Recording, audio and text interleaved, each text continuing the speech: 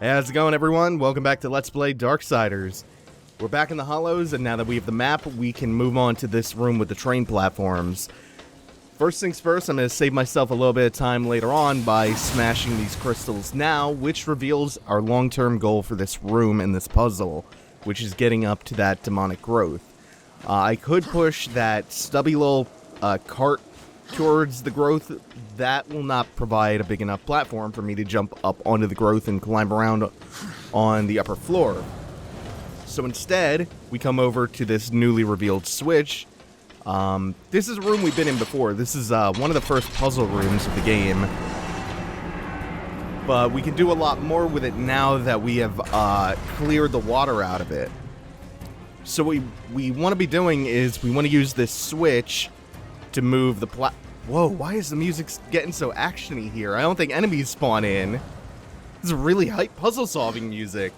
What we can do now that we've moved this car over to this side of the room, we can get that smaller car out of the way and pull the train car, the fully sized train car, onto the platform.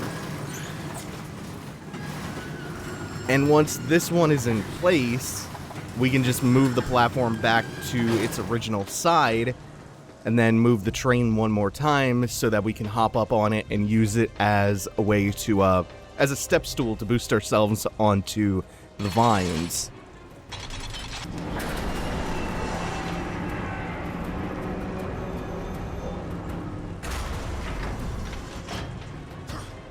Yeah, if I'm remembering this right, this was the first puzzle room that we encountered. There are locusts back there. I think that's the pool of water we came from, the room with the map.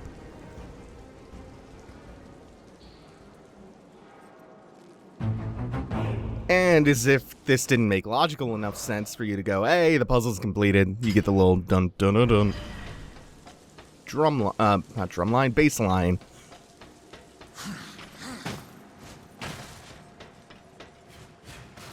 And now we're good to go. We can climb on up, and this will bring us out to a different section of the dungeon. Actually, no, I want to say this brings us out to the same section.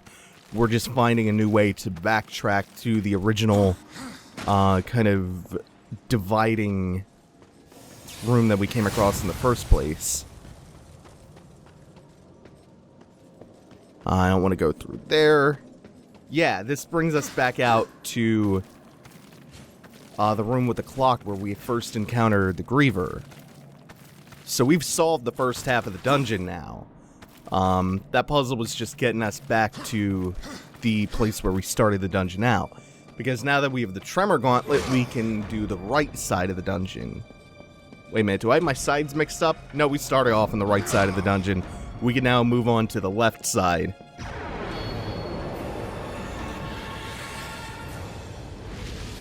Before we do that, though, we get a new enemy type, these cool-looking wraiths. Oh, they like to move around a lot, though.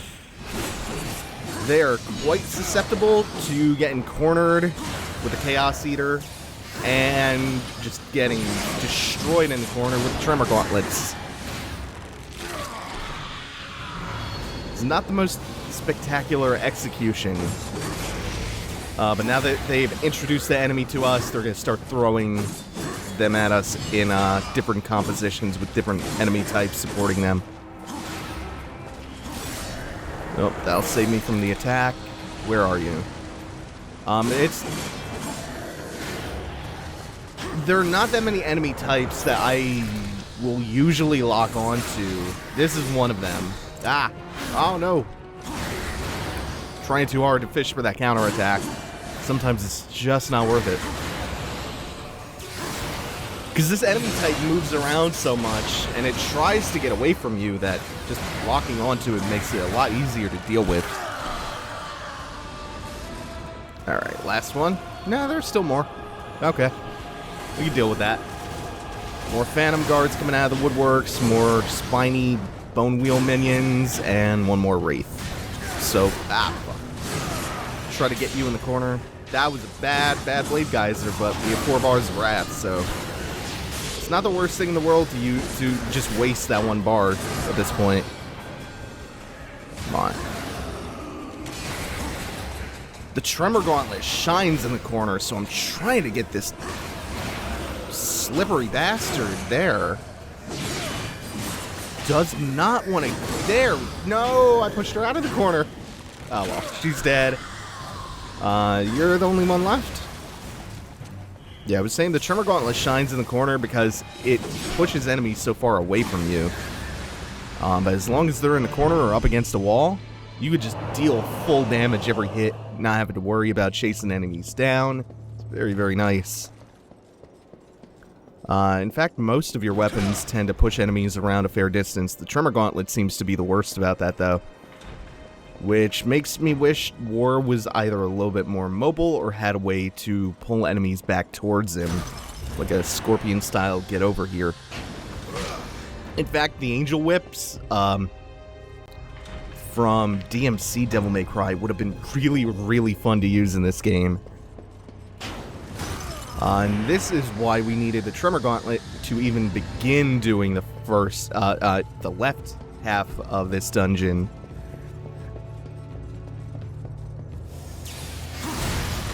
Because right away you're confronted with a blue crystal that you wouldn't be able to get past if you hadn't done the right side first. Oh, hold on. Vigil drinks. On the Gama Sutra post-mortem for the game, they have all of these, like, really random little facts about the, like, statistical facts about the development of this game, like how one of the co-founders chewed the corners off of a bunch of sheets of paper, and then one of the programmers later found out that his resume was, like, half eaten in the garbage while he was being interviewed, and that energy drink vending machine is probably in there because another one of those fun facts. The lead environment artist consumed something like 500, somewhere in that neighborhood, 500 energy drinks during, like, the crunch period for Darksiders. Read somewhere else that the art team got pretty demoralized while making this game. It might have been the same post-mortem, actually. What you have to understand is that this was Vigil's first ever game. They were really inexperienced while making this. And instead of just focusing on completing one area at a time, they tried to do multiple areas simultaneously. I know I can get back here. There we go. And then they would realize that it would be way too much work to implement all their ideas, and they would end up having to cut a massive amount of stuff that they'd already started on, that they'd already gotten a fair bit into developing. So that just, it pissed everyone off. Okie dokie. It pissed everyone on the team off. It demoralized them. According to something I read on TV Tropes, something like a third of the characters in the art book had to be cut. They didn't even make it into the game. I haven't actually cross-referenced that number with the art book to make sure that's 100% accurate, but it totally wouldn't surprise me with what I know about the Darksiders development. It is really impressive, though, that a team this inexperienced who went through such a rough development period ended up making something as good as this. It sucks they're not around anymore, because from what I heard, they had Vigil running like a well-oiled machine by the time Darksiders 2 rolled around. They had more efficient pre-production, they had a smoother development, I think. Granted, Darksiders 2 has its own problems with, like, scope and scale, but it improved on this game in almost every way. I really, really hope Nordic lets Gunfire make Darksiders 3 finally. I guess that might depend on sales of the PS4, Xbox One version of Darksiders 2, which is shitty because they're trying to sell, like, a slight visual upgrade of a game that's only a few years old on half the number of SKUs with a lower install base. To people who likely already played Darksiders 2 last gen anyway. I'm assuming because Nordic's a smaller publisher, they have the good sense not to do that, but who knows. I'm sure it'll be profitable at least, because it's not like they're making a whole new game, but I'm honestly worried that they'll use it as a way to gauge interest in whether or not people want Darksiders 3, and I think that's almost always a bad idea.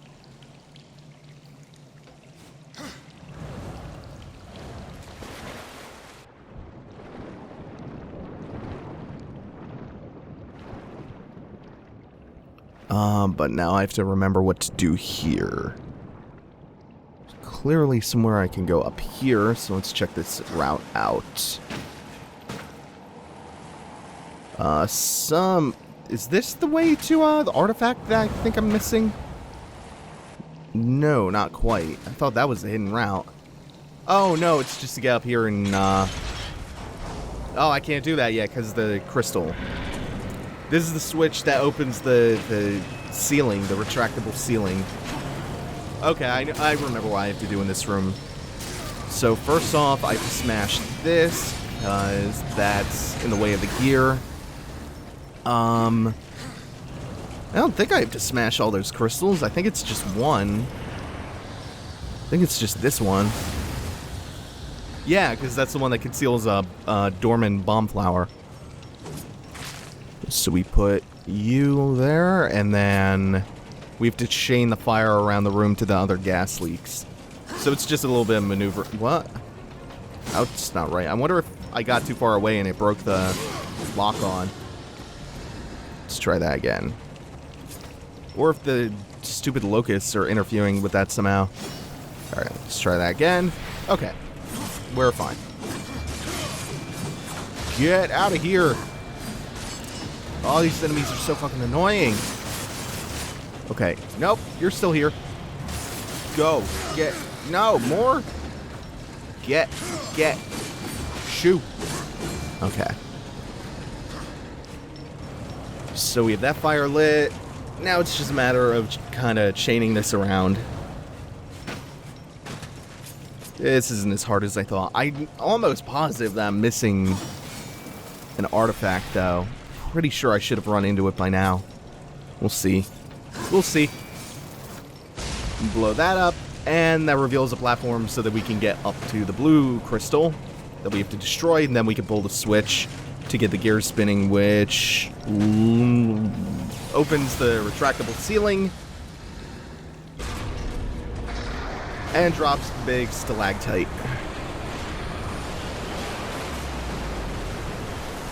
Stalactite pierces the floor, drops the water level in this room, and raises it in the floor below.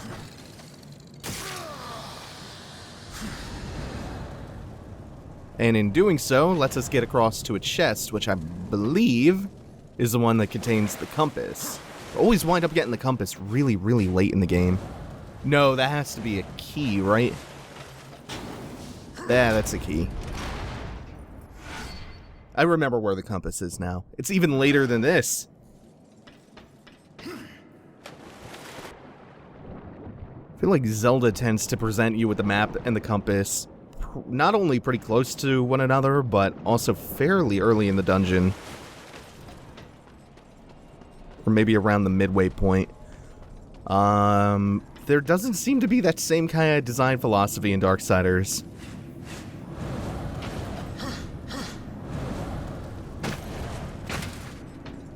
Okay, we get across here, and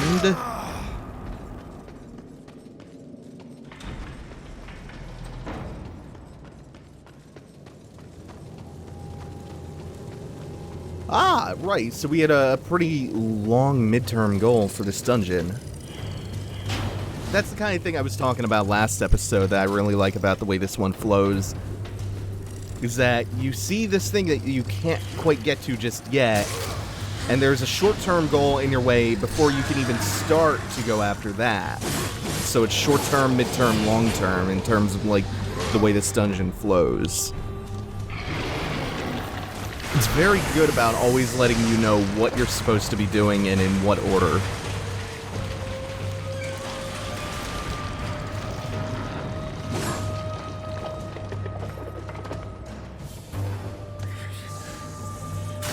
Alright, so we have a big tentacle monster. We have a kraken that I don't know if it'll one-shot kill you, but you want to plug the holes in the wall so it can't grab you, and so you don't have to find out whether or not it'll one-hit kill you. I doubt it will, but no sense in finding out.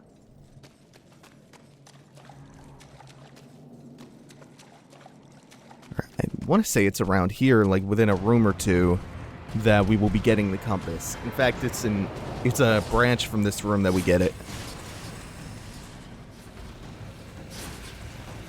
But first, we have a good excuse to pop Chaos Form. Yeah, let's get in there. Oh, there's more, huh? Oh no! What? The cutscene pops you out of Chaos Form. At least it doesn't completely drain the bar. That's nice, at least. So I only have to rebuild it a little bit. And I can use some of this Wrath. Sure, I'll get a Wrath pickup before the boss. Actually, unlike Tiamat, the boss isn't going to depend on how much Wrath I have that bad.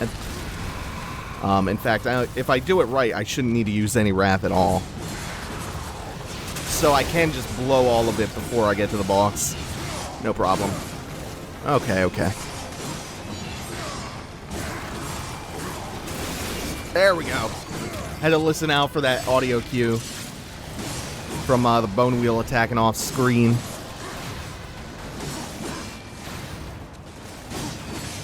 And again, no. Yeah, if I'm going silent during these fights while they're around, there it comes. It's to listen out for that. Sometimes it can be hard to hear in the middle of the chaos, especially while I'm talking. Just deal with you. And you can cancel out of most of War's attacks into a block. Just like you can cancel out of most of them into a dash. Trying to get some stuff going with the Tremor Gauntlet, some swag combos while I have it unupgraded, since I can't get to Vulgrim yet anyway. I kind of wish they gave you a way to teleport out of dungeons to go and find Vulgrim. Just in the middle of what you were doing. Like a... Oh, shit! Was not looking up. Like Uku Jr. Okay, let's deal with you. Every single time. Nice. I took the damage for that, too. It was not mashing hard enough. Is this gonna be my end? Is this my bane? Is this my demon? There we go. Just for a pitiful amount of souls. Nice. The compass should be right up here, I hope? Yay! Yeah. This is not a key. This is, in fact, the compass. And this will let me know where the hell I missed the artifact that I clearly missed. Because I know I should have found it by now. Because we're just about done the dungeon now.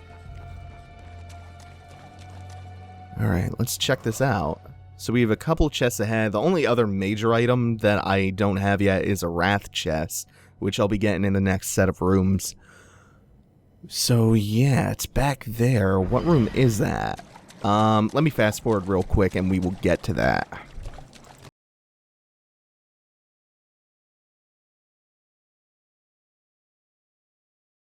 I get where I missed it now.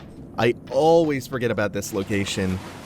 So you swim under here, and there's an open drain pipe, which you go into, and then you swim up. Oh, that one's really well hidden. Nice. And that's a champion artifact. That's worth way more. And there are far fewer of them in the game. Good. Okay. So, now we do the same thing and fast forward back to where we were.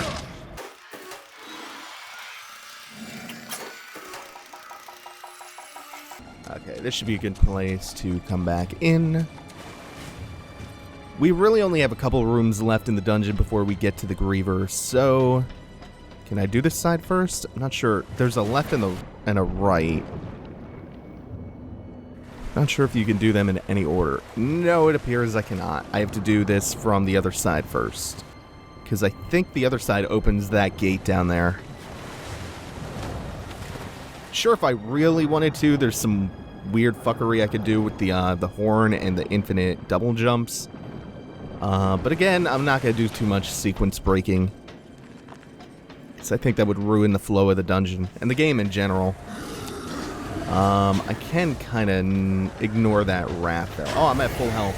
Ooh, maybe not if I stick around too long. Ah, you guys can't do shit. Cutscene invulnerability.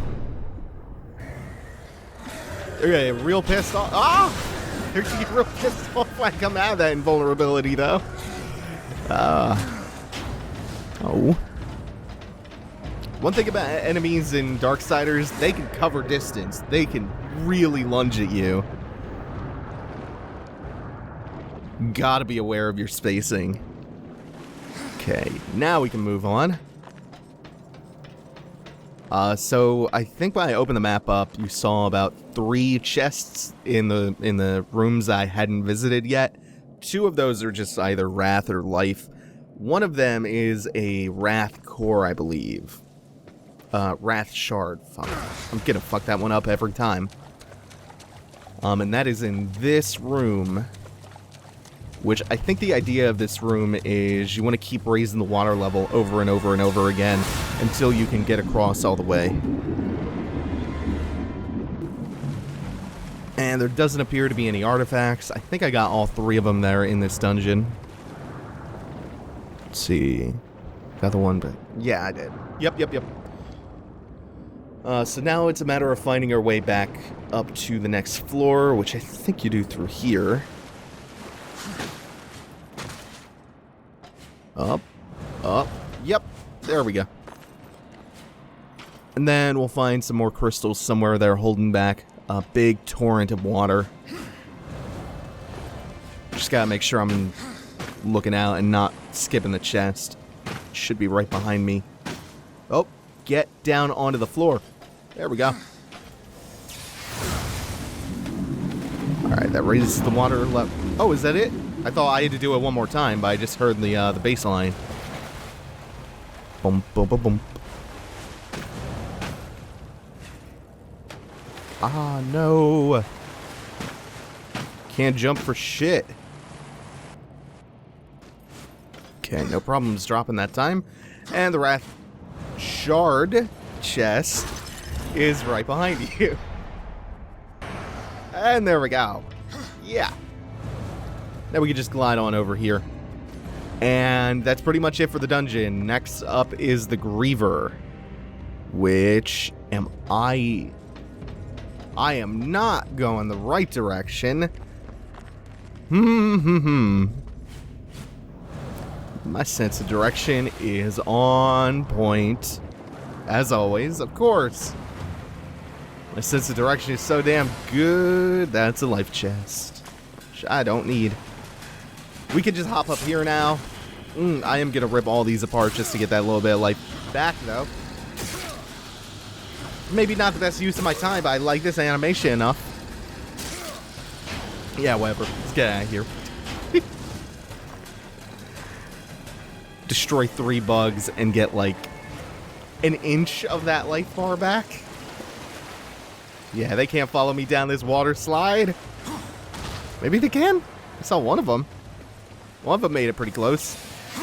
This is the Griever's room. We could start off destroying a few things before the cutscene happens.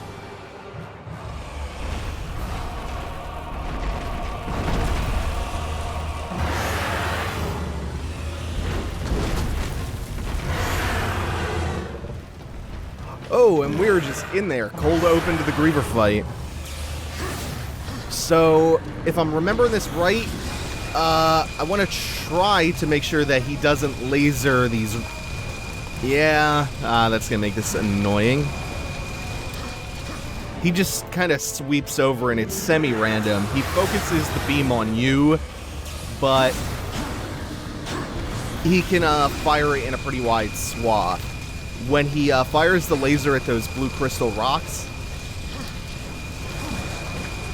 it heats them up and you can't destroy them with the Tremor Gauntlet. And you have to destroy most of them, the ones that are blocking the way of this train cart, or this mine cart, whatever it is, platform. If you're just running straight back, he cannot track you fast enough with his laser. So this fight it just revolves around hitting him with the train car enough times. So he's about to start dropping rocks from the ceiling. It's fine that I got hit by that, because you hit him twice and then he becomes vulnerable. So you can walk up, take a nice big swing at that big glowy weak point with your Tremor Gauntlet. And then he sends platform careening backwards. But you've exposed a second glowy weak point beneath his first big glowy weak point. The Griever is like a Matryoshka doll of glowy weak points. Oh, I got most of the locusts too with that. Nice. So he's going to do the same thing he did again. Now he sends the platform back and starts dropping stuff from the ceiling. So we'll dodge for a little while. Then we can use the shockwave punch on the tremor gauntlet on the platform and send that into his belly again. Then we get to just take free swipes as big glowy weak point. This time we don't need the tremor gauntlet anymore because we've already used that to break the crystal on his stomach and expose the weak point. And as soon as I get up here, I'm going to activate Chaos Form, and we're going to go in on him and end the fight. Not a very long fight at all.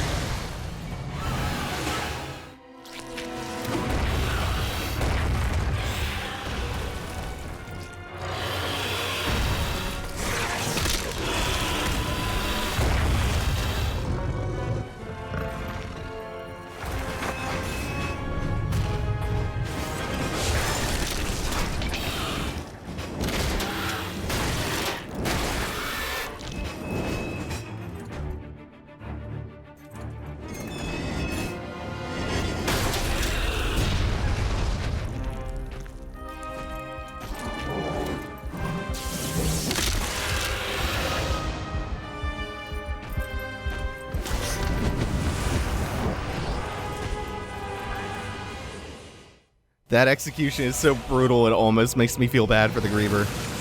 Now at 2 out of 4 Chosen's hearts. For Samael, we got our life stone, and we can exit the dungeon in just a moment.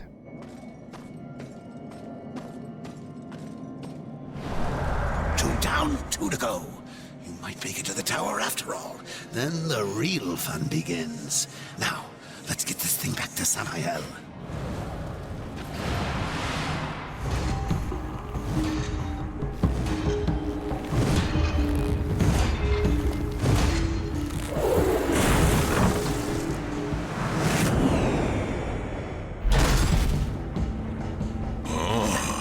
Welcome back, horsemen. You could have knocked, but I suppose that isn't your way, is it? Why are you here? Strange question, seeing as how you're the one broke into my house. You weren't always the Black Hammer. You huddle in exile, a hermit among tombstones. Why? What role did you play in this, Ulthane? Horseman, I've got something for you. A fair bit of work, but it's a bit dainty for me. It'll serve you better.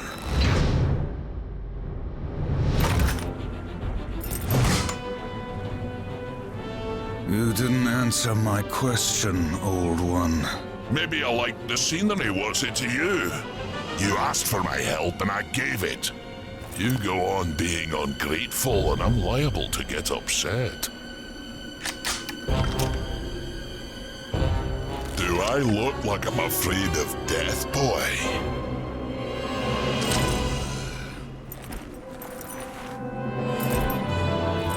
It's not death you should fear.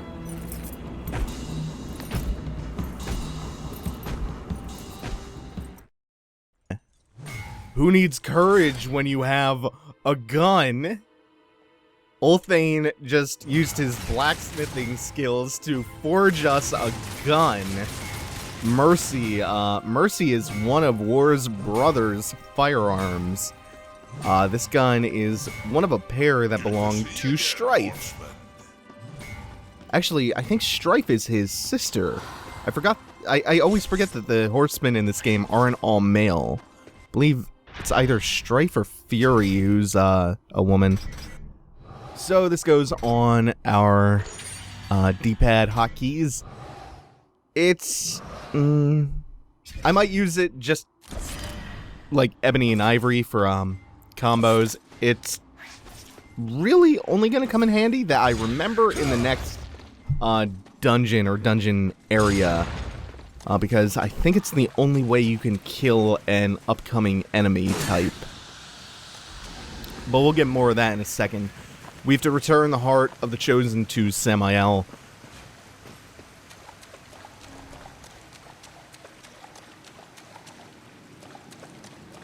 And right here is a convenient Vulgrim location so we can get our asses back to Samael. And Samael is even going to reward us with a new thing, so we're going to get tons of new stuff at the end in the post part of the dungeon. First we'll turn those souls in. I'll think about how I want to spend them a little bit later. So we'll go back to the Scalding Gallow and confront Samael again. But first, since I didn't actually get a chance to show this off because I had to go from a different location because I didn't have the Scalding Gallow Vulgrim location unlocked at the end of the Twilight Cathedral, you can see that every one of the Serpent Hole routes that you take is a little bit different. Some of them even have hidden items in them.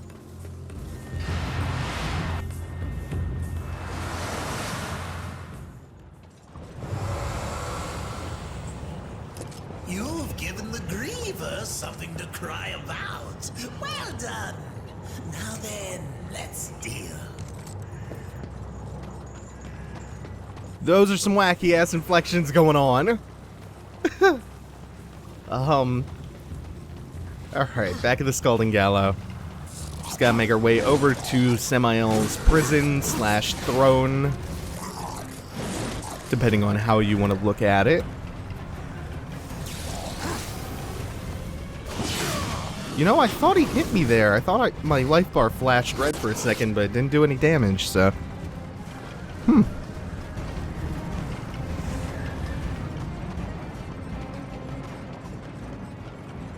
Did you enjoy yourself? War in the Black Hammer, plucking pigeons. You see a great many things from inside a prison, Samael. There is little you can keep from me, horseman. Once I have a mind to know it. And what do you know of Uriel?